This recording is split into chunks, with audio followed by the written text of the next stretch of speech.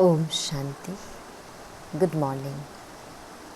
30 मई 2025 की मुरली। मीठे प्यारे बाबा, हम बच्चों से कह रहे हैं, मीठे बच्चे, तुम अभी शांति धाम सुख धाम में जाने के लिए ईश्वरीय धाम में बैठे हो। यह सत्य का संग है जहाँ तुम पुरुषोत्तम बन रहे हो। मीठे बच्चे, तुम अभी शांति धाम सुख धाम में जाने के लिए ईश्वरीय धाम में बैठे हो। यह सत्य का संग है जहाँ तुम पुरुषोत्तम बन रहे हो। प्रश्न है, तुम बच्चे बाप से भी ऊंच हो, नीच नहीं, कैसे? तुम बच्चे बाप से भी ऊंच हो, नीच नहीं, कैसे?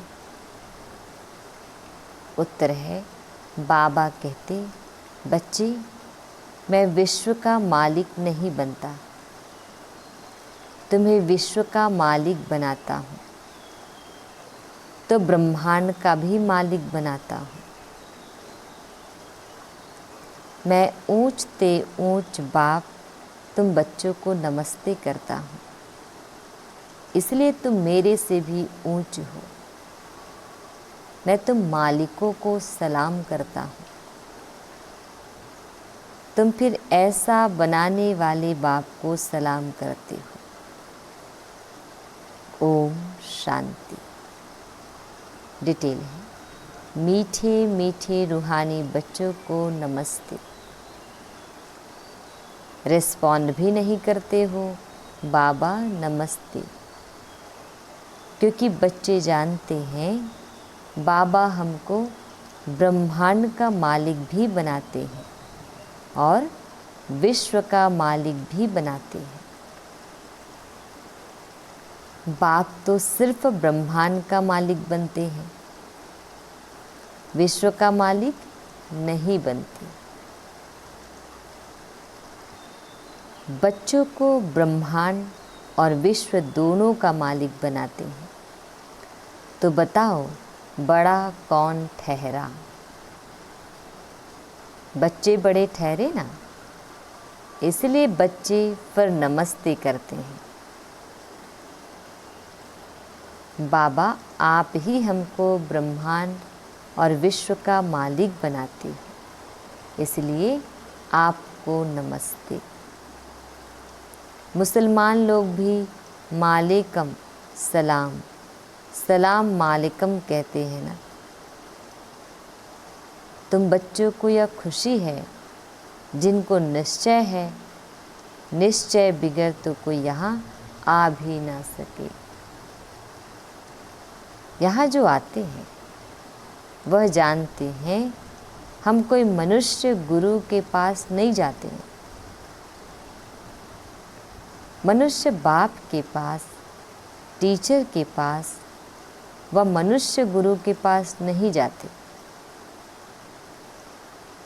तुम आते हो रूहानी बाप, रूहानी टीचर, रूहानी सतगुरु के पास। वह मनुष्य तो अनेक है, यह एक ही है। यह परिचय कोई को भी था नहीं। भक्ति मार्ग की शास्त्रों में भी है कि रचता और रचना को कोई भी नहीं जानते। भक्ति मार्ग की शास्त्रों में भी है कि रचता और रचना को कोई भी नहीं जानते। न जानने कारण उनको आरफन कहा जाता है। जो अच्छे पढ़े लिखे होते हैं समझ सकते हैं हम सभी आत्माओं का बाप एक ही निराकार है। वह आ करके बाप, टीचर, सदगुरु भी बनते हैं। गीता में भी कृष्ण का नाम बाला है। गीता है सर्वशास्त्रमयी शिरोमणि, सबसे उत्तम ते उत्तम। गीता को ही माई बाप कहा जाता है और जो भी शास्त्र है उनको माता पिता नहीं कहेंगे। श्रीमद् भगवद गीता माता गाई जाती है। भगवान के मुख कमल से निकली हुई गीता का ज्ञान। ऊंच ते ऊंच बाप है तो जरूर ऊंच ते ऊंच की ही गाई हुई गीता हो गई क्रिएटर। ऊंच ते ऊंच बाप है तो जरूर ऊंच ते ऊंच की ही गाई हुई गीता हो गई क्रिएटर। बाकी सब शास्त्र हैं उनके पत्ते क्रिएशन। रचना से कभी वर्षा मिल ना सके, अगर मिलेगा तो भी अल्पकाल के लिए। दूसरे इतने ढेर शास्त्र हैं जिनके पढ़ने से अल्पकाल का सुख मिलता है, एक जन्म के लिए, जो मनुष्य ही मनुष्य को पढ़ाते हैं। हर प्रकार की जो भी पढ़ाइयाँ हैं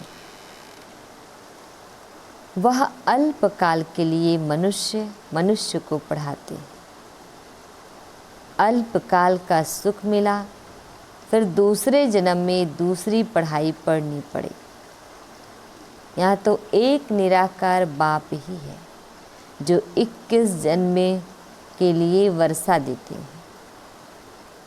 यहाँ तो एक निराकार बाप ही है जो 21 जन्मों के लिए वर्षा देते हैं। कोई मनुष्य तो दे ना सके, वह तो वर्थ नॉट ए पेनी बना देते हैं। बाप बनाते हैं पाउंड। अभी बाप बैठ बच्चों को समझाते हैं, तुम सब ईश्वर के बच्चे हो ना।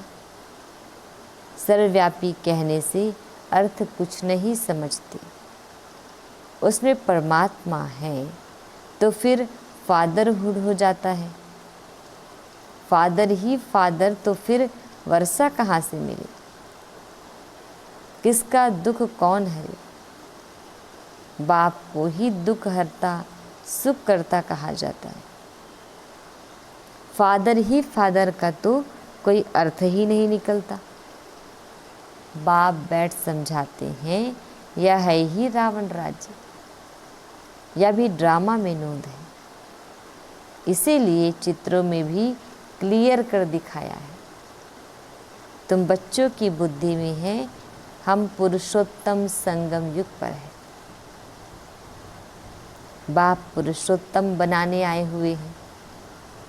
जैसे बैरिस्टरी डॉक्टरी आदि पढ़ते हैं, जिससे मर्तबा पाते हैं, समझते हैं इस पढ़ाई से हम फलाना बनूंगा।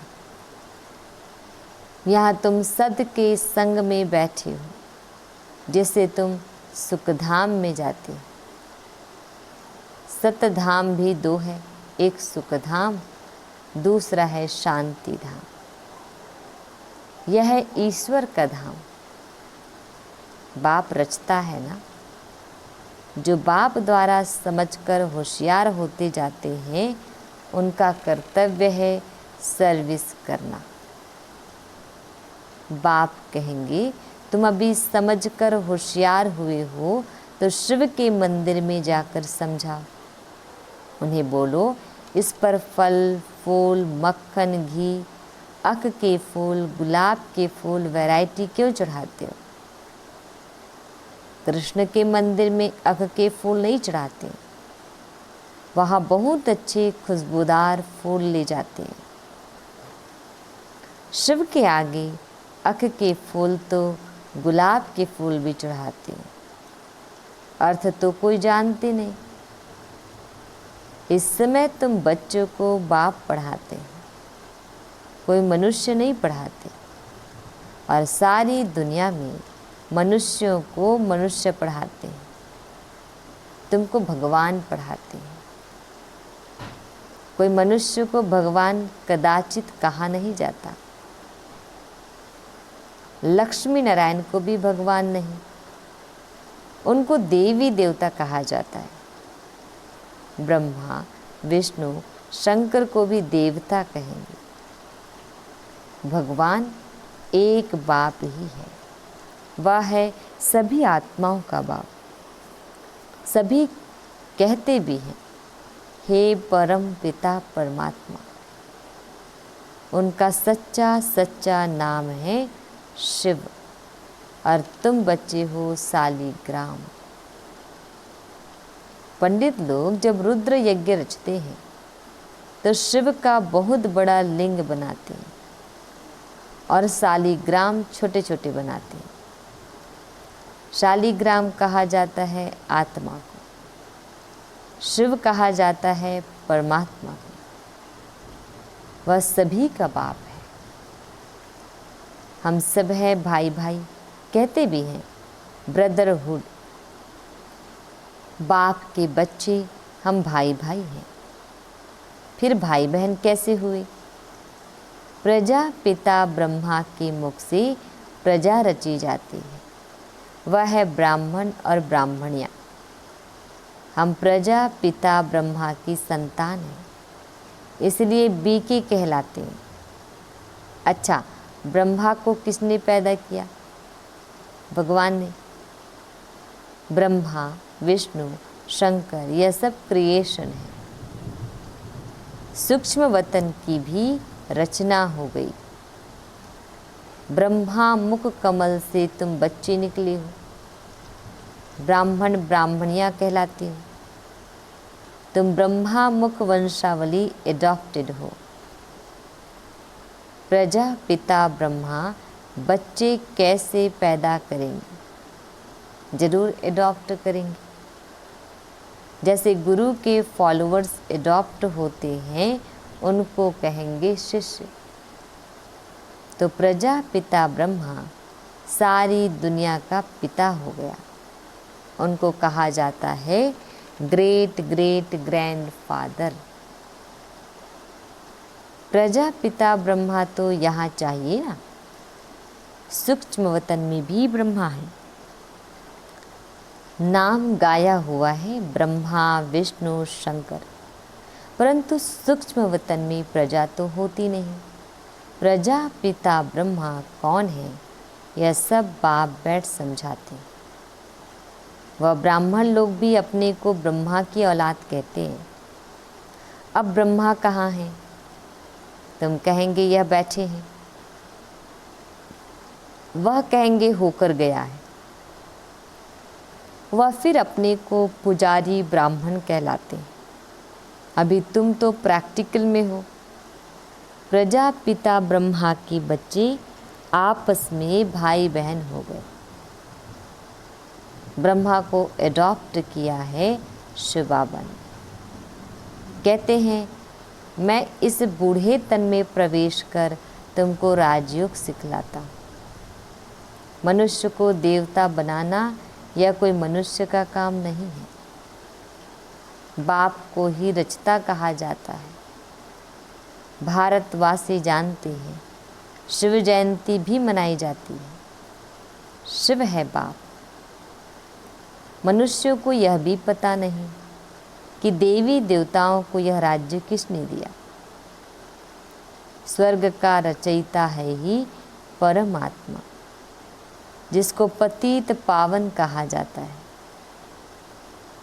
आत्मा असुल पवित्र होती है, फिर सतो रजो तमो में आती है। इस समय कलयुग में सब है तमो प्रधान, सतयुग में सतो प्रधान थे। आज से 5000 वर्ष पहले इन लक्ष्मी नारायण का राज्य था। 2500 वर्ष देवताओं की डिनायस्टी चली। उनके बच्चों ने भी राज्य किया ना। Lakshmi Narayan the first, they second, ऐसे चला आता है। मनुष्य को इन बातों का कुछ भी पता नहीं है। इस समय है सब तमो प्रधान पतित। यहाँ एक भी मनुष्य पावन हो ही नहीं सकता। सभी पुकारते हैं हे पतित पावन आओ। तो पतित दुनिया हुई ना। इनको ही कलयुग नरक कहा जाता है। नई दुनिया को स्वर्ग, पावन दुनिया कहा जाता है। फिर पतित कैसे बने, यह कोई नहीं जानते। भारत में एक भी मनुष्य नहीं जो अपने 84 जन्मों को जानता हो। मनुष्य मैक्सिमम 84 जन्म लेते हैं, मिनिमम एक जन्म। भारत को अविनाशी खंड माना गया है क्योंकि यहाँ ही शिव बाबा का अवतरण होता है। भारत खंड कभी विनाश हो नहीं सकता। बाकी जो अनेक खंड हैं वह सब विनाश हो जाएंगे। इस समय आदि सनातन देवी देवता धर्म प्रायः लोप हो गया है। कोई भी अपने को देवता नहीं कहलाते हैं क्योंकि देवताएं सतो प्रधान पावन थी। अभी तो सभी पतित पुजारी बन गए हैं। यह भी बाप बैठ समझाते हैं, भगवान वाच्य है ना। भगवान सभी का बाप है। वह एक ही बार भारत में आते हैं। कब आते हैं? पुरुषोत्तम संगम युग पर। इस संगम युग को भी पुरुषोत्तम कहा जाता है। इस संगम युग को ही पुरुषोत्तम कहा जाता है। यह संगम युग है कलयुग से सतयुग, पतित से पावन बनने का। कलयुग में रहते हैं पतित मनुष्य, सतयुग में हैं पावन देवता। इसीलिए इनको पुरुषोत्तम संगम युग कहा जाता है। जबकि बाप आकर पतित से पावन बनाते हैं। तुम आए ही हो मनुष्य से देवता पुरुषोत्तम बनने। मनुष्य तो यह भी नहीं जानते कि हम आत्माएं निर्वाण धाम में रहती हैं। वहाँ से आते हैं पार्ट बजाने। 22 नाटक की आयु 5000 वर्ष है। हम इस बेहद के नाटक में पार्ट बजाते हैं। इतने सब मनुष्य पार्टधारी हैं। यह ड्रामा का चक्र फिरता रहता है, कभी बंद होने का नहीं है। पहले पहले इस नाटक में सतयुग में पार्ट बजाने आते हैं देवी देवता, फिर त्रेता में क्षत्रिय। इस नाटक को भी जानना चाहिए ना। यह है ही कांटों का जंगल। सब मनुष्य दुखी है। कलयुग के बाद फिर सतयुग आता है। कलयुग में ढेर मनुष्य है। सतयुग में कितने होंगे? बहुत थोड़े। आदि सनातन सूर्यवंशी देवी देवताएं ही होंगे। यह पुरानी दुनिया अब बदलनी है। मनुष्य सृष्टि से फिर देवताओं की सृष्टि होगी। क्या कह रहे बाबा? मनुष्य सृष्टि से फिर देवताओं की सृष्टि होगी। आदि सनातन देवी देवता धर्म था, परंतु अब अपने को देवता कहलाते नहीं। अपने धर्म को ही भूल गए हैं। यह सिर्फ भारतवासी ही हैं जो अपने धर्म को भूल गए हैं। हिंदुस्तान में रहने कारण हिंदू धर्म कह देते हैं। देवताएं तो पावन थे, यह है पतित, इसीलिए अपने को देवता कह नहीं सकते। देवताओं की पूजा करते रहते हैं, अपने को पापी नीच कहते। अब बाप समझाते हैं, तुम ही पूज्य थे, फिर तुम ही पुजारी पतित बने हो। हम सो का अर्थ भी समझाया है। वह कह देते आत्मा सो परमात्मा। यह है झूठा अर्थ, झूठी काया, झूठी माया। सतयुग में ऐसे नहीं कहेंगे। सच खंड की स्थापना बाप करते हैं। झूठ खंड फिर रावण बनाते हैं। यह भी बाप आकर समझाते हैं। आत्मा क्या है? परमात्मा क्या है यह भी कोई नहीं जानते। बाप कहते हैं तुम आत्मा बिंदी हो, तुम्हारे में 84 जन्मों का पाठ नोंधा हुआ है। हम आत्मा कैसी है यह कोई नहीं जानते हैं। हम बैरिस्टर हैं, फलाना है, यह जानते हैं, बाकी आत्मा को एक भी नहीं जानते। बाप ही आकर पहचान देते हैं। तुम्हारी आत्मा में 84 जन्मों का पाठ अविनाशी नोंधा हुआ है, जो कभी विनाश नहीं हो सकता। यही भारत गार्डन ऑफ फ्लावर था, सुख ही सुख था, अभी दुख ही दुख है।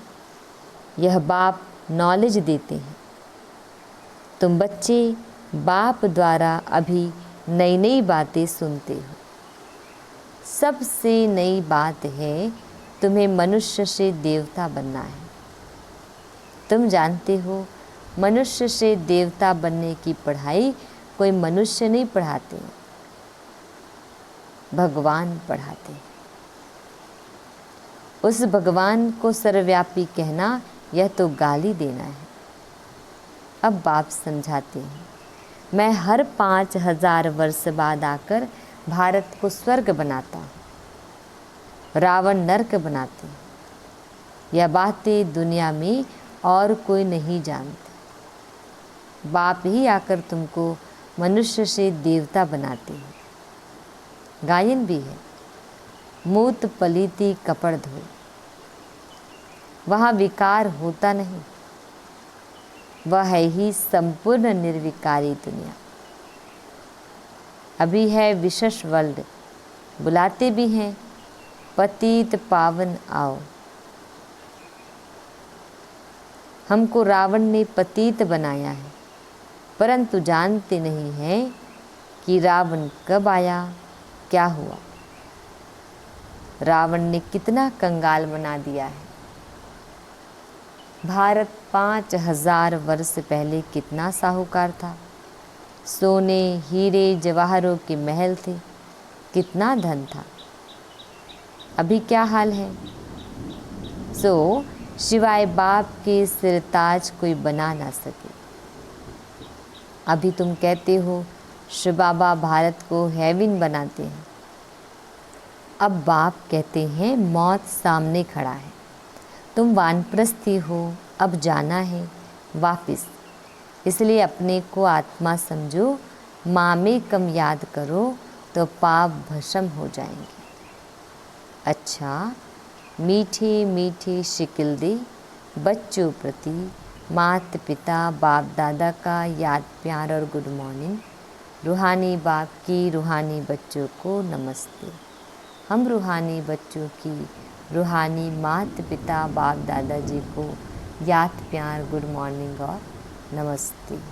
शुक्रिया मीठे प्यारे बाबा, आपका लाख लाख शुक्रिया। धारणा के लिए मुख्य सार है। फर्स्ट पॉइंट है, हम ब्रह्मा मुख वंशावली ब्राह्मण हैं। स्वयं भगवान हमें मनुष्य से देवता बनाने की पढ़ाई पढ़ा रहे हैं। इस नशे और खुशी में रहना है। पुरुषोत्तम संगम युग पर पुरुषोत्तम बनने का पुरुषार्थ करना है। सेकेंड पॉइंट, अभी हमारी वानप्रस्थ अवस्था है। मौत सामने खड़ा है, वापस घर जाना है। इसलिए बाप की याद से सब पापों को भस्म करना है। वरदान, नॉलेज रूपी चाबी द्वारा भाग्य का अखुट खजाना प्राप्त करने वाले माला माल भव। नॉलेज रूपी चाबी द्वारा भाग्य का अखुट खजाना प्राप्त करने वाले माला माल भव। डिटेल है, संगम युग पर सभी बच्चों को भाग्य बनाने के लिए नॉलेज रूपी चाबी मिलती है। ये चाबी लगाओ और जितना चाहे उतना भाग्य का खजाना लो। चाबी मिली और माला माल बन गए। जो जितना माला माल बनते हैं उतना खुशी स्वतः रहती है। ऐसे अनुभव होता है जैसे खुशी का झरना अखुट अविनाशी बहता ही रहता है। वे सर्व खजानों से भरपूर माला माल दिखाई देते हैं। उनके पास किसी भी प्रकार की अप्राप्ति नहीं रहती। स्लोगन: बाप से कनेक्शन ठीक रखो तो सर्व शक्तियों की करंट आती रहेगी। बाप से कनेक्शन ठीक रखो तो सर्व शक्तियों की करंट आती रहेगी। अव्यक्त इशारे, रूहानी रॉयल्टी और प्यूरिटी की पर्सनालिटी धारण करो। डिटेल है: जितनी पवित्रता है उतनी ब्राह्मण जीवन की पर्सनालिटी है। अगर पवित्रता कम तो पर्सनालिटी कम। ये प्योरिटी की पर्सनालिटी सेवा में भी सहज सफलता दिलाती है। लेकिन यदि एक विकार भी अंश मात्र है तो दूसरे साथी भी उसके साथ जरूर होंगे। जैसे पवित्रता का सुख शांति से गहरा संबंध है, ऐसे अपवित्रता का भी 5 विकारों से गहरा संबंध है। इसलिए कोई भी विकार का अंश मात्र ना रहे तब कहेंगे पवित्रता की पर्सनालिटी द्वारा सेवा करने वाली। अच्छा, ओम शांति।